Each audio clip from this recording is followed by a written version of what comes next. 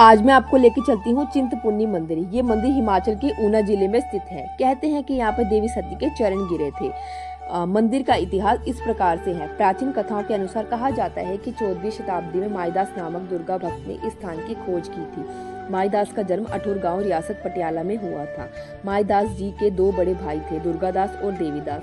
माईदास का अधिकतर समय पूजा पाठ में व्यतीत होता था, इसलिए वह परिवार के कार्य में हाथ नहीं बटा पाते थे। इसलिए भाइयों ने माईदास जी के परिवार को अलग कर दिया। माईदास ने अपना समय पूजा पाठ व दुर्गा भक्ति व व्यतीत करना जारी रखा। एक दिन माईदास जी अपने ससुराल जा रहे थे तो रास्ते में एक बड़ वृक्ष के नीचे आराम करने बैठ गए।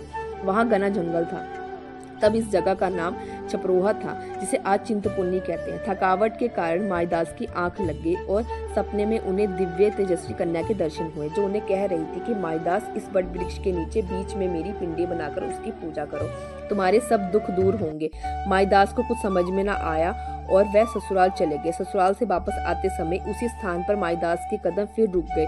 उन्हें आगे कुछ नहीं दिखाई दिया। वह फिर इसी बड़ वृक्ष के नीचे बैठ गए और स्तुति करने लगे। उन्होंने मन ही मन प्रार्थना की, हे दुर्गा माँ, यदि मैंने सच्चे मन से आपकी उपासना की है तो दर्शन देकर मुझे आदेश दो। बार बार स्मृति करने पर उन्हें सिंह वाहिनी दुर्गा के दर्शन हुए। देवी ने कहा कि मैं उस बड़ वृक्ष के नीचे चिरकाल से विराजमान हूँ। लोग मुझे आक्रमण तथा अत्याचारों के कारण मुझे भूल गए हैं। तुम मेरे परम भक्त हो, यहाँ रहकर मेरी आराधना करो। यहाँ तुम्हारे वंश की रक्षा मैं करूंगी। माईदास जी ने कहा कि मैं यहाँ रहकर कैसे आपकी आराधना करूंगा। यहाँ पर घने जंगल में ना तो पीने योग्य पानी है और ना ही रहने योग्य स्थान। माता ने कहा कि मैं तुम्हें ये दान देती हूँ कि तुम जिस भी स्थान से शीला हटाओगे वहां से जल निकल आएगा और इसी जल से तुम मेरी जल अभिषेक करना। ये कहकर माता वहां से लुप्त हो गई और भक्त माईदास की चिंता का निवारण हुआ। माता को छिन्न मस्तिका भी कहा जाता है। तो गाइस, आपको स्टोरी कैसी लगी प्लीज कमेंट्स में बताना। तो मिलते हैं नेक्स्ट ब्लॉग में नई कहानी के साथ। तब तक के लिए जय माता दी दोस्तों, बाय बाय।